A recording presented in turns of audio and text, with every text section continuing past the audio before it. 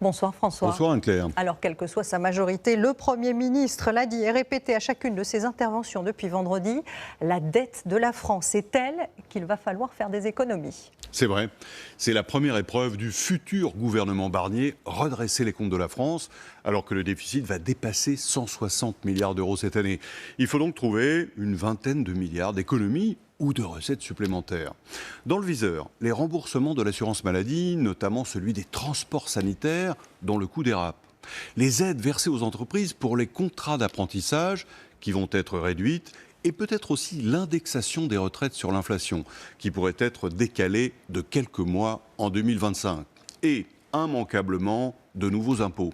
Sur les ménages aisés et fortunés, et sur les entreprises très profitables, par exemple dans le secteur de l'énergie et du transport maritime.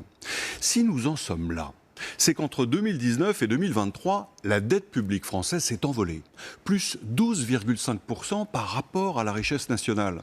Dans les pays de la zone euro voisins, la progression n'est que de 4,5% sur la même période, 3 fois moins.